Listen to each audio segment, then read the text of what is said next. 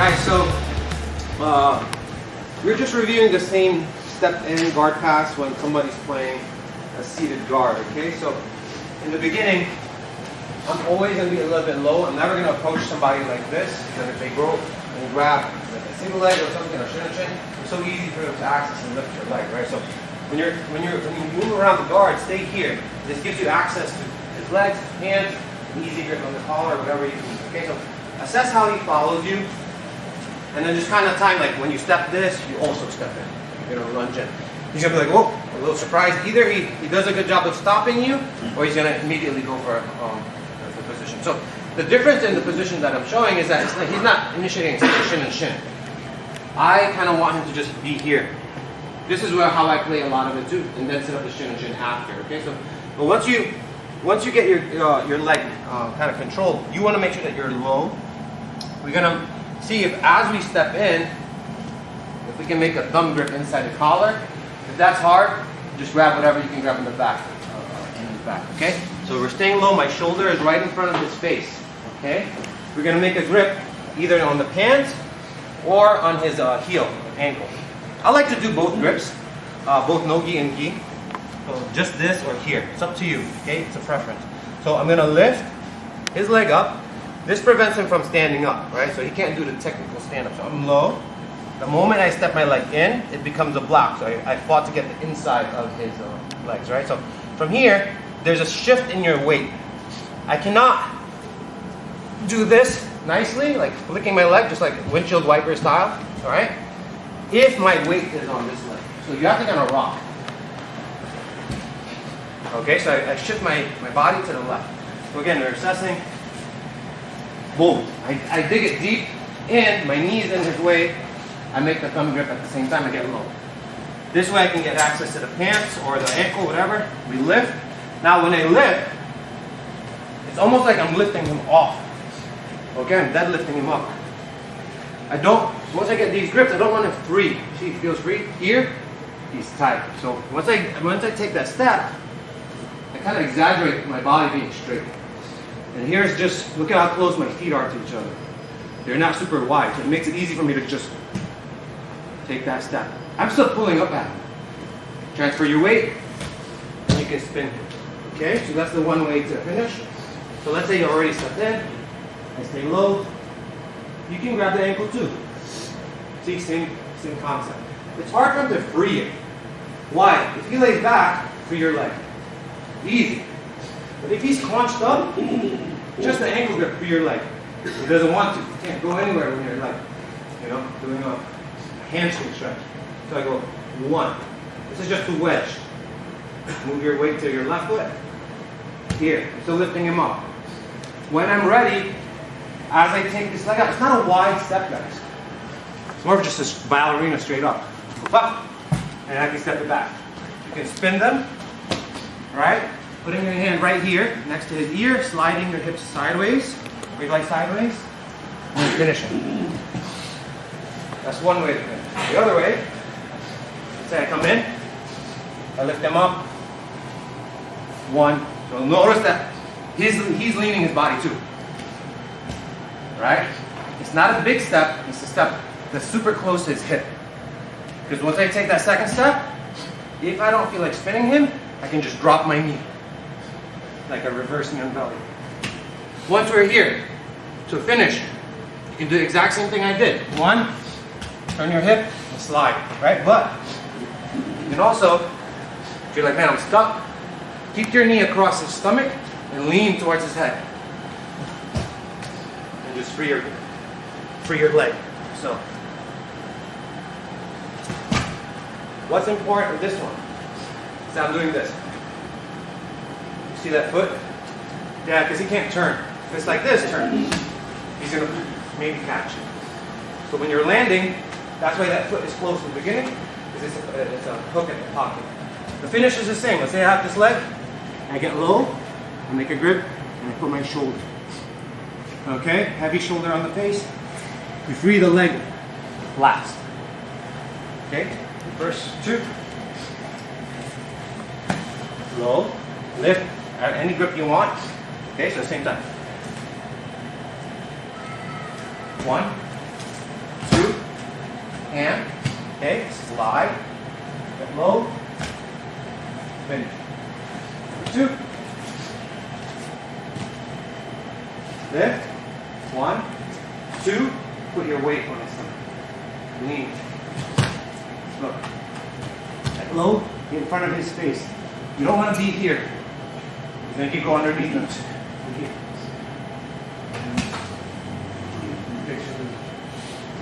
2. If you straighten your body too much, you're stiffing up, right? It's like I exaggerated earlier, right? So I don't want you to do that. I want you to, once you're in, let's say I have this, I'm pulling him just enough to accomplish this. If I don't have to straighten my body like this and almost tighten my lower back, because now my ability to move my legs tightens up too. So you want to have a bit of an athletic stance. Still, if you can do it with just your half of that force, do it. Just do this. Pop, pop. So I can still be fast with my legs, but if I straighten my whole body, that whole movement becomes super stiff. So don't forget that part. So if I'm here, I'm low, and I start lifting him up, I'm lifting him just enough, but look at my posture. Just enough. How do you feel, Theo? Still stuck. So if you can exaggerate this, right? Now, T was getting stuck with his heel. Look. So when that happens, do this, slide your foot, and then. Now for the second part, when I drop my knee, I don't drop my knee on the same side as my leg. You see this gap? We don't want that. We want to put my knee on this hip. And then my hook gets connected close to his hip again. So when I do this, it's already connected. I don't have to move it here. Okay? Once you land for this position, remember, I slide down. Okay? I slide, if my hips are too high up, you can take advantage of that. I slide down, and I cover his view. I just put my face, my ear in his way, make a grip. I showed a few people earlier how you can make this position, because this is like a transition like spot, right? So he can still do stuff against you. So what I want you to do is try to grab tricep if you can. Like not collar, not here underneath his head, but try to reach for his tricep. Okay, why? Because once you lower yourself like this, I'm in his way, I reach, when I pull that tricep, he's stuck. He doesn't want to move. But if I have just a collar, and look at, I try to put yeah, look at all this gap. When you reach, there is no gap. Tighter on the neck, okay? And if you're like, man, I don't really know how to switch my feet. First thing you can do is let go of this to replace your hook. And then switch it. Because what that does is, as you're doing this, if there's nothing there, his recovery effort will be better, right? So just block his way. And fix your legs, and then grab the crossface. Now, what is an option you can use? And you can then drill first, second, third, whatever you want. If you attempt it, I step in and I'm like, I'm kind of hesitant to do it. He's very tight with his game. He tried chin on me earlier, and I kind of want to stay tight. But look at my posture. I'm low, my shoulders in his way. Sometimes I'll go grab up here. For the same purpose as earlier, when I'm pulling, look at his face. Right? I already have a cross face. So I'm here, and then I'll put my hand underneath the scoop. You can grab whatever. You can grab his arm, you can grab his belt, you can just lift it up. And from here, I do the same thing. I just lean on him, okay, and initiate the pass. What's going to happen here a lot? Either his legs are open, which is great, just kick the bottom leg, free my foot, or if it's not open, I just free my foot. But if he locks up on me, no biggie. Keep the path of his vision like locked, right? Get a nice shoulder. If you need to increase this, reach for that tricep again and pull. Okay? This hand that's on the bottom is going to go to the top of the knee.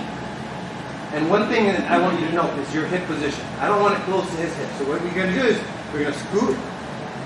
Because notice, he has a lot of my foot. Half of my shin is in it. So I'm going to make a grip on the top. I'm going to scoot. What that scooting does is just keep my ankle trapped. The scooting also increases the shoulder pressure on his knee. So there's two things that's going on. So turn his body sideways while keeping his upper body flat. So as I scoot, Notice his lower body turn. This foot then pushes right on his thigh. Why? We're going to keep his thigh there while we pull the other one. Just unlock the triangle. Then you release, and same finish as earlier. Okay, so we step in, get low, lift. Okay, so more tight. You can also do it just like this. It's up to you. But be conscious of your shoulder, right on his neck. Pull. And it's the same thing. We're just rocking sideways and falling. Once we're here, get a better, tighter grip on his neck. This is gonna make his ability to recover harder. Change to a top hand grip. Start scooting, adding pressure to the neck, moving his body sideways, and eliminating more control in his leg. Once you're here, step, step, and pull. 3, get to your knee, lock the hip, fix yourself. Last one.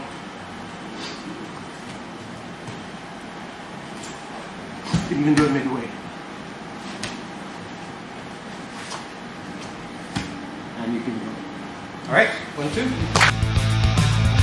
This choke actually is super old, but it showed up again in competition recently. So let's say I'm attempting it, but what does he do? He knows that I want to do all these fancy moves.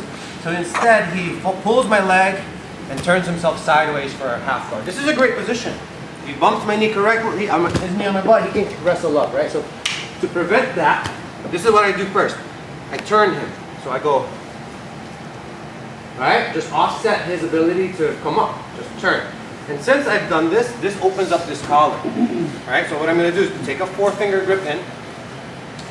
And for the guys that like knee slices, perfect opportunity to do so.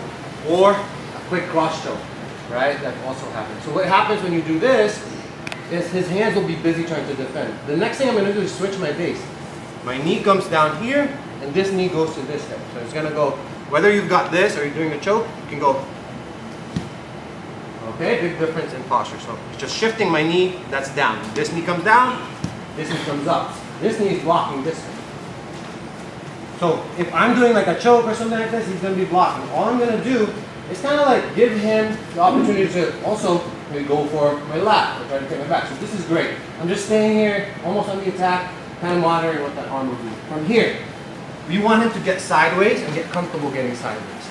The left hand is going to go for a belt grip. Okay, so instead of just belt grip, this is going to be an easy choke. We're going to pull our elbow to our ribs, and this is also going to serve as base. So once this feels good, I just drop to my left hip.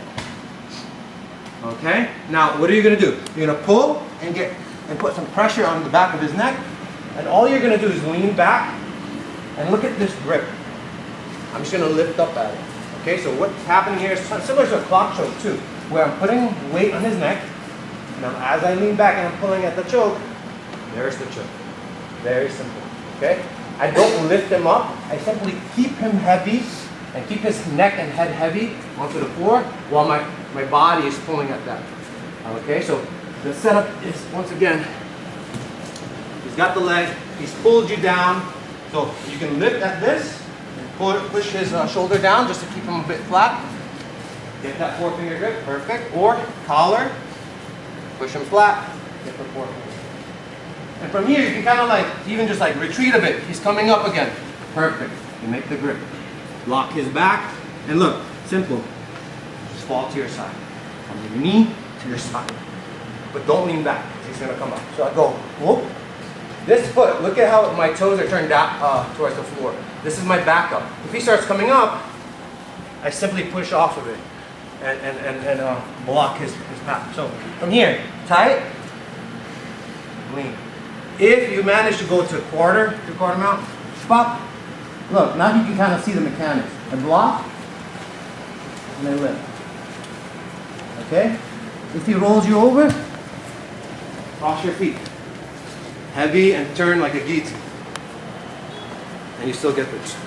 Okay, so last one. Are you going in with your hand? So this one. Yeah. Okay. So, oh, I can even lay him down too, yeah. Sure. Flat. Go for a choke, or let's say his arm there, it's a perfect time actually. Then I can just go like this. Look, his arms are out of the way. 1. 1. 2. Lean. Pull. Toes down. 1, 2.